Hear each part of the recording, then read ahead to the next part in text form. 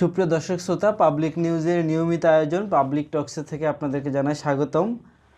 পবিত্র ঈদুল আজহার আজকে আমরা স্টুডিওতে আমন্ত্রণ জানিয়েছি বাংলাদেশ জামাত ইসলামী উত্তরা পূর্ব থানার সম্মানিত আমির মাহফুজুর রহমান ভাইকে। মাহফুজ ভাই, ঈদ মোবারক। ঈদ মোবারক, আপনাকেও ঈদ মোবারক। পাশাপাশি যারা দেখছেন দেশবাসী এবং আমার উত্তরা পূর্ব থানার সর্বস্তরের জনসাধারণকে জানাই ঈদ মোবারক। তাকাব্বালাল্লাহু মিন্না মিনকুম। আচ্ছা, আজ পবিত্র ঈদুল আজহা উপলক্ষে আপনারা অনেক সামাজিক কার্যক্রম তো করে থাকেন দেখি আমরা, তো আজকে আপনাদের কি পরিকল্পনা ঈদকে নিয়ে? আলহামদুলিল্লাহ, প্রথমেই মহান আল্লাহ তাআলার কাছে শুকরিয়া আদায় করছি এবং ঈদুল আজহার শুভেচ্ছা জানাচ্ছি সকলকে।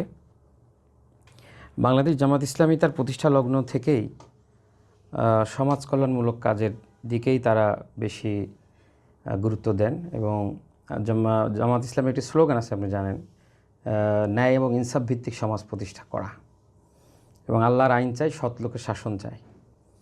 তো সেই ধারাবাহিকতায় জামাত ইসলামী সেই স্লোগানের উপরে ভিত্তি করে এখনও পর্যন্ত তার অবস্থান সুদৃঢ় আছে। এর পাশাপাশি বিগত 10 বছর ধরে বাংলাদেশ জামাত ইসলামী ঢাকা মহানগরী উত্তরের 54টি ওয়ার্ডে বিভিন্ন পর্যায়ে সামাজিক কার্যক্রম পরিচালিত হয়ে আসছে এবং এটি আমাদের বিশেষ করে যদি কারোর নাম বলতেই হয় স্পেসিফিক, তাহলে বলবো যে জামাতের কেন্দ্রীয় নির্বাহী পরিষদ সদস্য, মহানগরী উত্তরের সংগ্রামী আমির, আমাদের সকলের শ্রদ্ধাভাজন জননেতা জনাব মোহাম্মদ সেলিমউদ্দিন ভাইয়ের নেতৃত্বে উনি 2016 সালের অক্টোবরে মহানগরী উত্তরের আমির নির্বাচিত হওয়ার পর থেকে বলা চলে 2026 পর্যন্ত 10 বছর বিভিন্ন সামাজিক কার্যক্রমের ব্যাপারে উনি জোর দিয়েছেন। তারই ধারাবাহিকতায় উত্তরা পূর্ব থানাও এর ব্যতিক্রম নয়। এই উত্তরা পূর্ব থানাতেও আমরা বিভিন্ন সময় এই ওয়ার্ডের হতদরিদ্র মানুষদের জন্য, সুবিধাবঞ্চিত মানুষদের জন্য বিভিন্ন সময় সামাজিক কার্যক্রম আমরা পরিচালনা করে আসছি। যেহেতু আল্লাহ রাব্বুল আলামিন বলেছেন, কুনতুম খায়রা উম্মাতিন উখরিজাত লিন-নাস, তোমাকে সৃষ্টি করা হয়েছে মানুষের কল্যাণের জন্য। তো আমরা মনে করি যে যদি একটি রাষ্ট্রকে সুন্দর এবং সুসংগঠিত ইনসাফ ভিত্তিক সমাজ গঠন করতে হয়, তাহলে মানুষের কল্যাণে কাজ করার কোনো বিকল্প নেই। আপনারা জানেন যে আমরা উত্তরা পূর্ব থানাধীন 6 নং সেক্টরের বিডিআর মার্কেটের সামনে আমরা একটি মানবতার বক্স ওপেন করেছি। এখানে স্লোগানই হচ্ছে যার আছে দিয়ে যান, যার লাগবে নিয়ে যান।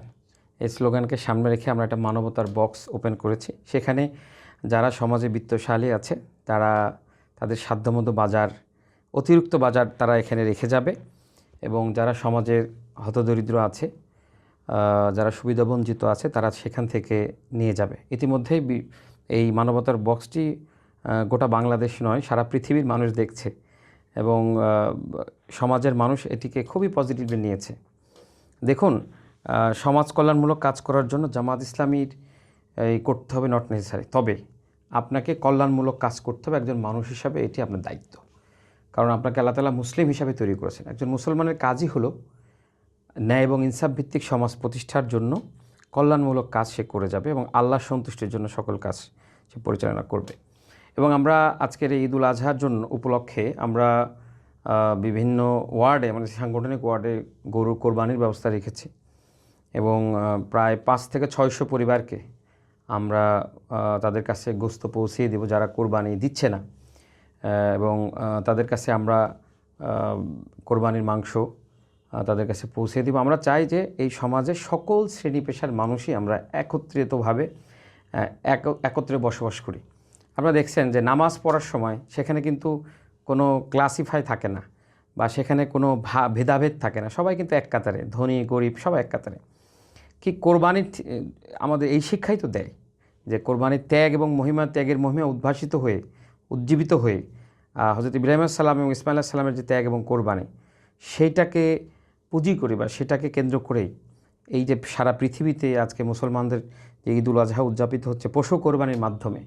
আসলে বনের পশু কোরবানি নয়, বরং মনের পশু কোরবানি দেওয়ার মাধ্যমেই তো আমাদের আরও বেশি উজ্জীবিত হওয়া দরকার। এবং সমাজটাকে ইনসাফ ভিত্তিক সমাজে পরিণত করতে হলে সমাজ কল্যাণমূলক এবং মানুষের কল্যাণমূলক কাজের বিকল্প নেই। আল্লাহ রাসূল সাল্লাল্লাহু আলাইহি ওয়াসাল্লামের একটি হাদিস আছে যে ব্যক্তি মানুষের কল্যাণ চায় না, আল্লাহ তার কল্যাণ চায় না। তার মানে আপনি যদি কল্যাণমূলক কাজ করেন আপনার লস নেই, বরং আপনার লাভ।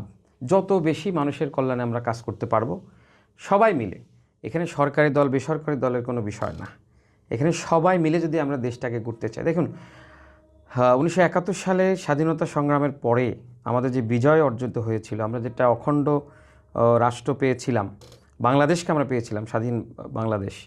তো সেখানে কয়েকটি মৌলিক বিষয় ছিল, সাম্য, সামাজিক মর্যাদা, এরপরে আপনার সুষম বন্টন। এই বিষয়গুলি কোনোটাই কিন্তু স্বাধীনতার পরবর্তী সময় কিন্তু আমাদের লক্ষ্য করিনি আমরা। সরকার অনেক আসছে গেছে, তো জামায়াত ইসলামী তাদের এই অগ্রযাত্রার পেছনে বা তাদের এই অগ্রযাত্রার শুরু থেকেই তারা সমাজ কল্যাণমূলক কাজ এবং দেশের জন্য কাজ করে আসছে। তো আমরা মনে করি যে এই ঈদুল আজহা যেটি উদযাপিত হচ্ছে, আমরা ইনশাআল্লাহ এই ঈদ উদযাপন করব সকলে মিলেমিশে, সমাজের সকল শ্রেণী পেশার মানুষদের মাঝে ঈদ ভাগাভাগি করে নিয়ে আমরা ইনশাআল্লাহ এই ঈদটাকে উদযাপন করতে চাই। আচ্ছা, আমরা তো আপনাদের আজকে ঈদের কার্যক্রম আপনার যতটুকু বললেন যে 400 থেকে 500 পরিবারের মাঝে ঈদ কোরবানি গোশত বিতরণ করবেন। তাহলে যেহেতু ঢাকা মহানগরী উত্তরের আপনি মজলিসের শুরা সদস্য, তাহলে আপনাদের পুরো মহানগরীতে আজকে কতগুলো পরিবারের মাঝে গোশত বিতরণ করা হবে? আমরা স্বাভাবিকভাবে লক্ষ্য করেছি যে আমাদের এই 54টি ওয়ার্ডে 6 থেকে 700 গরু কোরবানি হবে। তো সেই হিসাবে আমরা যদি লক্ষ্য করি, যদিও এটি ঢাকা মহানগরী উত্তরের জনসাধারণের তুলনায় খুবই অপ্রতুল, কিন্তু আমরা মনে করছি যে আমরা কমপক্ষে 2 থেকে 3 লক্ষ পরিবারকে আমরা তাদের এই ঈদের মাংস বা কোরবানির মাংস তাদের কাছে আমরা পৌঁছাতে পারবো আশা করছি ইনশাআল্লাহ। এখন পর্যন্ত আমরা সেটিই চিন্তা করছি, যদি আল্লাহ আমাদের কবুল করেন আর কি ইনশাআল্লাহ। আচ্ছা, এই যে কোরবানি করছেন, এই কোরবানির এত গরু কোরবানি করছেন, এত অর্থর যোগান আসলে কিভাবে হচ্ছে? দেখুন আমাদের অর্থ কিন্তু আমাদের কর্মীদের পকেট থেকে আসে, এবং আপনারা জানেন যে আমরা যারা সংগঠনের দায়িত্বশীল থেকে শুরু করে একেবারে আমিরে জামাত থেকে শুরু করে একেবারে সমর্থক পর্যন্ত, আমরা কিন্তু আমাদের আয়ের বিরাট একটি অংশ আমরা আল্লাহর পথে ব্যয় করে থাকি এবং আল্লাহকে ভালোবেসেই, এবং এটা দেওয়ার ব্যাপারে আমাদেরকে কিন্তু কোনো সংকোচ থাকে না যে দিব কেন বা কেন দিচ্ছি, এটা না, বরং আল্লাহর সন্তুষ্টির জন্য এটা আমার থেকে যাচ্ছে, বরং আখিরাতের পুঁজি হিসাবে এটা থাকছে। এবং আমাদের গঠনতন্ত্রে বলাই আছে আমাদের আয়ের উৎসটি কিভাবে আমরা আয় করব, বাইতুল মাল থেকে অর্থ ব্যয় হয়, এবং আমরা স্বাচ্ছন্দ্যভাবেই প্রত্যেক মাসের একটা নির্দিষ্ট তারিখের মধ্যে আমরা আমাদের আয়ের 5% টাকা কিন্তু সংগঠনকে দেই। এছাড়াও আমাদের যারা অ্যালামনাই আছেন, সংগঠনের অনেক শ্রেণী পেশার মানুষ আছেন, যা আমাদের সুধী শুভাকাঙ্ক্ষী, আমাদেরকে যারা ভালোবাসেন, তারা আমাদেরকে তাদের অর্থ, তাদের টাকা থেকে বা তাদের সম্পদ থেকে আমাদেরকে দান করে থাকে বা এই সংগঠনকে দান করে থাকে, এবং তারা বিশ্বস্ততার ভিত্তিতেই দান করে থাকে, এবং তারা মনে করে যে এখানে টাকা দিলে তাদের টাকাটির তসরুপ হবে না। আলহামদুলিল্লাহ, আমরা এখনও পর্যন্ত মানুষের কোনো টাকা মেরে খেয়েছি বা মানুষের টাকা মেরে দিয়েছি এই ধরনের কোনো রেকর্ড আমাদের নামে নাই, আলহামদুলিল্লাহ। এবং এই সংগঠনের কোনো কর্মীর ব্যাপারেও এই ধরনের কোনো এলিগেশন কেউ নিয়ে আসতে পারেনি। দু একটি প্রোপাগান্ডা যেগুলো চালিয়েছে সেগুলার কোনো ভিত্তি নেই আসলে। আচ্ছা, এবার আপনার একটু ব্যক্তিগত বিষয়ে কোশ্চেন করি। জামাত ইসলামীতে আসলেন কিভাবে, বা জামাত ইসলামীতেই কেন আসলেন? অন্যান্য রাজনৈতিক দলও তো আছে। দেখুন, আসলে আমি সংগঠনের পরিবারের সন্তান। আসলে আমি জন্মের পর থেকেই বলা চলে জামাত ইসলামীকেই দেখে আসছি। আমার বাবাও একজন সংগঠনের ইউনিয়নের দায়িত্বশীল ছিলেন, আমার মাও সংগঠনের সাথে জড়িত ছিলেন, বা পরিবারের অন্য চাচাতো ভাইয়েরা বা খালাতো ভাইয়েরা যারা আছেন তারাও সংগঠনের সাথে জড়িত বিশেষ করে। এবং আমার সংগঠনে আসার পিছনে আমার আব্বার সবচেয়ে বেশি অবদান আর কি। আমি ছাত্রজীবনে ইসলামী ছাত্র শিবির করেছি, আমার গ্রামের বাড়ি তো পাবনা ঈশ্বরদী থানায়, আপনারা জানেন। তো সেখান থেকেই আমার বেড়ে ওঠা। এরপর আমি ঢাকাতে তামিমুল্লাতে পড়াশোনা করেছি, এরপর বাংলাদেশ ইসলামী ইউনিভার্সিটিতে লতে পড়েছি, অনার্স মাস্টার্স করেছি। তো ছাত্র শিবির শুরুতে ছাত্র শিবিরের কার্যক্রমের সাথেই আমি ছিলাম। প্রথমে তো বাবা আমাকে হাতে ধরে নিয়ে শিবিরের অফিসে নিয়ে যেত। আমার মনে আছে অনেক অসংখ্য দিন এরকম হয়েছে যে ছাত্র শিবিরের যিনি থানা সভাপতি ছিলেন ওই সময় আমাদের ঈশ্বরদীতে, ওনার কাছে নিয়ে যেতেন, রেগুলার বসাতেন, চেষ্টা করেছেন। কারণ দেখুন, আমরা যে সমাজ ব্যবস্থায় বসবাস করি, এই সমাজে যদি নৈতিকতার অবক্ষয় হয়ে যায় একবার, তাহলে এখান থেকে পরিত্রাণ পাওয়ার আলটিমেট কোনো উপায় নেই। আমি যদি পূর্ণাঙ্গভাবে সংগঠনের কথা বলি, ইসলামিক সংগঠন অনেক আছে আসলে আলটিমেটলি। দেখবেন বলে যে কোন সংগঠনটা সহি বা ভালো, এটা বোঝার জন্য কি পরীক্ষা করতে হয় বলে না, যে মানুষ দেখবেন যে কোন সংগঠনের উপরে বেশি জুলুম হচ্ছে বা নির্যাতন হচ্ছে, তাহলে বুঝবেন যে তারা আসলে সঠিক জায়গায় আছে। ছাত্র শিবির করা অবস্থাতেই একটি সোশ্যাল ওয়েলফেয়ার একটা অর্গানাইজেশনের সাথে জড়িত ছিলাম, সাংস্কৃতিক সংগঠনের সাথে জড়িত ছিলাম। সেখান থেকে ছাত্র জীবন শেষ করার পরে জামাত ইসলামীতে আসছি। আমি জামাত ইসলামী আসার পিছনে কিন্তু এটি একটি কারণ। আমি তো লক্ষ্য করেছি বা দেখেছি যে সংগঠনের উপর এত জুলুম নির্যাতন আমি অন্য কোনো সংগঠন, ইসলামিক সংগঠনের উপরে দেখিনি, যাদের নেতৃবৃন্দকে ফাঁসির কাস্টে ঝুলতে হয়েছে। হ্যাঁ, শতাধিক নেতাকর্মীকে তারা গুম করে দিয়েছে, হত্যা করেছে, জেল জুলুমের শিকার হয়েছে, লক্ষ লক্ষ মামলার শিকার হতে হয়েছে বিগত 17 বছর। এবং এই ত্যাগ কোরবানি সহ্য করেই তো, এই কষ্টের পথ সহ্য করেই তো আমরা এই সংগঠনে আসছি, শুধুমাত্র আল্লাহর সন্তুষ্টির জন্য। আল্লাহকে সাক্ষী রেখেই আমরা বলেছি। এবং আমরা যখন শপথ নিয়েছি তখন তো বলেই দিয়েছি, কুল্লিন্না সলাতি ওয়ানুসুকি ওয়া মাহইয়া ওয়া মামাতি লিল্লাহি রাব্বিল আলামিন। আমার সব কিছু আল্লাহর জন্য।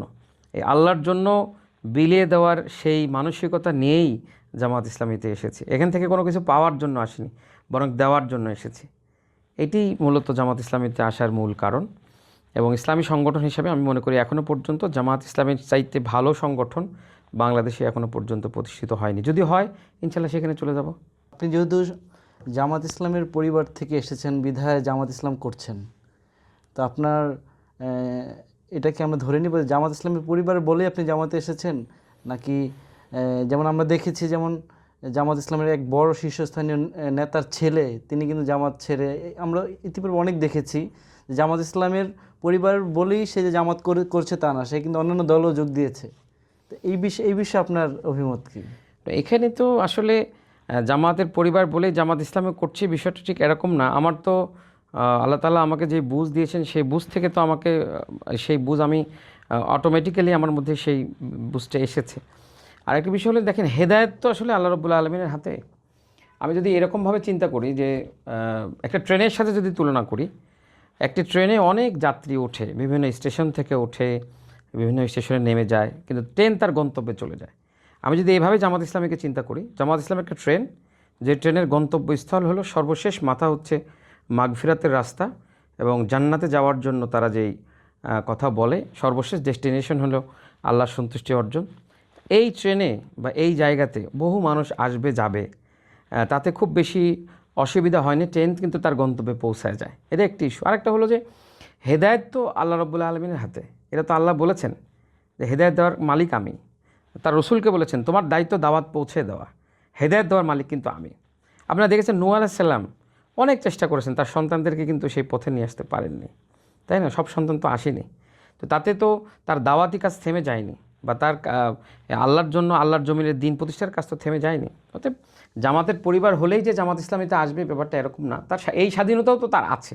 তো ঠিক আছে, তার যদি ভালো না লাগে সে করবে না, কিন্তু আমাদের চেষ্টা থাকে নর্মালি যে আমরা দিনী আন্দোলনের সাথে থাকা এবং আল্লাহর দিন প্রতিষ্ঠার আন্দোলনের সাথে যেন আমরা থাকি, এটা আমাদের সবসময় প্রত্যাশা থাকে। এবং ভালো একজন মানুষ হওয়ার প্রত্যাশাটা থাকে, ভালো মানুষ হওয়া বেশি জরুরি আর কি, আমরা এটা মনে করি। এই আচ্ছা, একটি ভিন্ন প্রসঙ্গে আপনার সাথে আলাপ করব এবার, যে আসলে আমরা দেখেছি বিগত সেশনে, বিগত আওয়ামী লীগের শাসনামলে আওয়ামী লীগের লোকজন সামাজিক একটা আধিপত্য বিস্তার করে, এখন আবার বিএনপির সময় বিএনপির আধিপত্য বিস্তার করে। বিশেষ করে আপনি যেমন থানা আমির, কিন্তু বিএনপির একটা রুট লেভেলের একটা ওয়ার্ডের বা ছোট একটা দায়িত্বে থাকে, সেও সামাজিকভাবে ব্যাপক প্রভাব বিস্তার করে। যেমন সে যদি আমরা বলি সালিশি করে, সামাজিক এই বিচার কার্যগুলো করে, কিন্তু জামাতের লোকজনকে আমরা ইতিপূর্বে এই বিষয়গুলো তেমন আমাদের নজরে আসেনি। এই বিষয়ে আপনার মন্তব্য কী? দেখুন, গত 17 বছরের যে চিত্রটা ছিল, আমরা কিন্তু প্রোগ্রাম করিনি, ব্যাপারটা এরকম নয়। আমরা কিন্তু বিভিন্ন সময় বিভিন্ন প্রোগ্রাম, আপনারা দেখেছেন যতগুলি কর্মসূচি হয়েছে, সরকারের যে হঠকারী সিদ্ধান্ত যেগুলো হয়েছে সেই সিদ্ধান্তর বিরুদ্ধে কিন্তু আমরা সবসময় আমরা রাজপথে ছিলাম। বিভিন্ন সময় মিছিল মিটিং হয়েছে, এবং হয়তো সংখ্যায় কম ছিল, কিন্তু আমরা চেষ্টা করেছি মিছিল মিটিং করার জন্য, এবং বিভিন্ন মানুষের সাথে মেশার জন্য এবং তাদের সামাজিক যে সমস্যাগুলো ছিল সেই সমস্যাগুলো সমাধান করার চেষ্টা করেছি। কিন্তু আমরা ছিলাম না, ব্যাপারটা এরকম না, ঠিক আমরা ছিলাম, বাট ব্যাপারটা এরকম হয়েছে যে আমরা আমাদের কাজের স্বার্থেই আমরা হয়তো খুব বেশি প্রকাশ্যে আসতে পারিনি, কিন্তু আমরা কাজ করেছি। আমরা এরকম না যে আমরা গোপনে থেকে অনেক দুর্নীতিগ্রস্ত কাজের সাথে জড়িত হয়েছি বা অনৈতিক কাজের সাথে জড়িত হয়েছি, এরকম কিন্তু হয়নি। আমরা আমাদের কাজের জন্যই হয়তো আমরা কিছু সময়ের জন্য একটু ইয়াতে ছিলাম, হয়তো আড়ালে ছিলাম, কিন্তু এরকম ছিল না যে আমরা কোনো কার্যক্রমের সাথে ছিলাম না, ব্যাপারটা এরকম না। কিন্তু আমি শুরুতে আপনাকে বলেছি যে এই বিগত 10টা বছর যে সামাজিক কাজগুলো আমরা করেছি, বিভিন্নভাবে কিন্তু আমরা মানুষের কাছে যাওয়ার চেষ্টা করছি। তার জামাত ইসলামীর আরেকটা হলো আধিপত্য বিস্তার। জামাত তো আধিপত্য বিস্তারের রাজনীতি করে না, আধিপত্য বিস্তার রাজনীতি। আমাদের আমির জামাত তো বলেছে, দেখছেন যে আমরা মানুষের দায়িত্ব নিতে চাই, আমরা মানুষের কি বলে এটাকে, শাসক হতে চাই না, আমরা মানুষের সেবক হতে চাই এবং সেবক হয়ে পৃথিবী থেকে বিদায় নিতে চাই। আমরা মানুষের যেমন আল্লাহর যেমন গোলাম, আমরা আল্লাহর জন্য কাজ করতে চাই, মানুষের সেবক হয়ে মানুষের সেবা করতে চাই, এটাই আমাদের মূল লক্ষ্য। এবং এটা করেই কিন্তু একটা সময় কিন্তু আমরা আল্লাহর কাছে চলে যেতে হবে। এবং আল্লাহ কোরআন বলছেন, এ আমরু বিল আদলি ওয়াল ইহসান, যে তোমরা আদল এবং ইনসাফের জন্য কাজ করো, মানুষের কল্যাণের জন্য কাজ করো। আমরা কিন্তু সেটা করছি। এই আচ্ছা, আপনি যেহেতু একটি থানা আমির, আপনার যে থানার মধ্যে যে যুবকরা আছে, এই যুবকদের জন্য আপনার কি পরিকল্পনা আছে? আমরা ইতিমধ্যেই বেশ কিছু প্রোগ্রাম আমরা হাতে নিয়েছিলাম যুব বিভাগের উদ্যোগে। আমাদের থানার যে যুব বিভাগটি আছে, আমরা বিশেষ করে আমাদের যুব সমাজ তো আসলে বিভিন্ন মাদকের সাথে তারা সম্পৃক্ত হয়ে গেছে, বিভিন্ন কিশোর গ্যাংয়ের সাথে তারা সম্পৃক্ত হয়ে গেছে। আমরা চাচ্ছি এই যুব সমাজকে যদি আমরা কর্মক্ষম করতে পারি, তাদের যদি আমরা ট্রেনিংয়ের আওতায় নিয়ে আসতে পারি, যেমন ধরুন আমাদের HRD ট্রেনিং সেন্টার আছে, এখানে ড্রাইভিং শেখানো হয়, এখানে MLM কোর্স করানো হয়, এখানে সেলাই মেশিনের কাজ করানো হয়, এখানে সার্ভেয়ার ট্রেনিং দেওয়ানো হয়, মানে মাল্টি ডাইমেনশনাল ওয়ার্ক যেটা বলে, বিভিন্ন টাইপের ওয়ার্ক কিন্তু আমাদের এখানে করানো হয়। এবং আমরা মনে করি যে এই যে মানব সম্পদ আমাদের দেশের জন্য যুবকরা হলো আমাদের জন্য সবচেয়ে বড় সম্পদ। এদেরকে যদি আমরা কাজে লাগাতে পারি, পৃথিবীর উন্নত দেশগুলো কিন্তু যুবকদের উপর ভিত্তি করেই কিন্তু হয়েছে। এবং রেভুলেশনটা দেখেন, 24-এর রেভুলেশনটাও কিন্তু, বিপ্লবটাও কিন্তু যুবকরাই করেছে। দেখবেন একেবারে শিশু থেকে শুরু করে যুবক শ্রেণীর ছেলেরা বা ভাইয়েরা বা বোনেরা বেশি ছিল কিন্তু এই টাইপের। এবং আমরা মনে করি যে যুবকদের জন্য যদি আমরা স্পেশালি কিছু পরিকল্পনা করতে পারি। আমরা তো বললাম আমাদের HRD সেন্টারের উদ্যোগে আমরা যুবকদের বিভিন্ন ধরনের প্রোগ্রাম চালু করেছি। এখানে ইংরেজি কোর্স আছে, ছাত্রীদের জন্য বা ছাত্রদের জন্য সেই ব্যবস্থা আমাদের কিন্তু আছে। এবং বিশেষ করে আমাদের কোরআনের প্রোগ্রাম কিন্তু আছে বিভিন্ন শ্রেণী পেশার মানুষের জন্য। কোরআন শিক্ষা, তালিমুল কোরআন, আমাদের মহিলা বিভাগের উদ্যোগে কিন্তু তালিমুল কোরআন হয়। আমাদের কিছুদিন আগে আপনারা দেখলেন কোরআন অধ্যয়ন প্রতিযোগিতা আমরা করেছি এবং সেখানে অভূতপূর্ব সাড়া আমরা পেয়েছি। তারা পরীক্ষা দিয়েছে, ফার্স্ট সেকেন্ড থার্ড হয়েছে, প্রায় 30 জনকে আমরা পুরস্কৃত করেছি, নগদ টাকা দিয়েছি, অ্যাওয়ার্ড দিয়েছি। আলহামদুলিল্লাহ এই কার্যক্রমগুলি আলহামদুলিল্লাহ চালু আছে। এর পাশাপাশি যুবকদেরকে আরও যদি আমরা তাদেরকে এই নেশা থেকে যদি মুক্ত করাইতে পারি, বিরাট একটা অংশ যুব সমাজ কিন্তু মাদকাসক্ত অবস্থায় থাকে, তাদেরকে যদি আমরা এই জায়গা থেকে দূরে রাখতে পারি, আমাদের এই প্রোগ্রাম, বিভিন্ন ধরনের যে প্রোগ্রামগুলি আছে, সামাজিক সচেতনামূলক প্রোগ্রাম যেগুলি আছে, আমরা এগুলার ব্যাপারে আরও বেশি যদি উদ্যোগ গ্রহণ করতে পারি ইনশাল্লাহ, তাহলে আমরা যুবকদেরকে ভালো পথের দিকে নিয়ে যেতে পারবো ইনশাল্লাহ। কারণ যুবকরাই আগামী দিনের নতুন বাংলাদেশ যেটি হলো, এই বাংলাদেশ গড়ার জন্য তারাই বেশি এগিয়ে থাকবে, এটাই আমরা আশা করছি। তো সর্বশেষ পাবলিক নিউজের দর্শকদের জন্য বিশেষ কোনো বার্তা আছে কিনা আপনার? আমি পাবলিক নিউজের অনুষ্ঠান পাবলিক টক্স, পাবলিক নিউজকে অনেক ধন্যবাদ জানাচ্ছি আমাকে আজকে আপনাদের স্টুডিওতে ডাকার জন্য। এবং পাবলিক নিউজের উদ্যোগে দেশবাসীকেও বলতে চাই এই রুচিলায় যে পাবলিক নিউজ আগামীতে বস্তুনিষ্ঠ সংবাদ উপস্থাপন করবেন, সত্যকে খুঁজে বের করে মানুষের সামনে উন্মুক্ত করবেন, সঠিক নিউজটি দিবেন, নিঃসন্দেহে হলুদ সাংবাদিকতা পরিহার করবেন, এটি আমাদের প্রত্যাশা থাকবে। এবং মানুষের কাছাকাছি সত্য উদ্ঘাটনের জন্য তারা যে কোনো ধরনের ঝুঁকি হলেও তারা নিতে পারবে এবং আগামীতে সুন্দর একটি সমাজ বা সুন্দর একটি দেশ বিনির্মাণ করার জন্য পাবলিক নিউজ এগিয়ে যাক, তার উত্তরোত্তর সাফল্য কামনা করছি। ধন্যবাদ। ধন্যবাদ আপনাকে। সুপ্রিয় দর্শক শ্রোতা, আপনারা যারা এতক্ষণ আমাদের সাথে ছিলেন, আপনাদেরকে সবাই আপনাদের সবাইকে জানাই আন্তরিক অভিনন্দন। আমাদের পাবলিক নিউজের সাথে থাকবেন, পাবলিক টক্সের সাথে থাকবেন। আমাদের পরবর্তী পর্ব দেখার আমন্ত্রণ জানিয়ে আজকের মধ্যে শেষ করছি। আসসালামু আলাইকুম।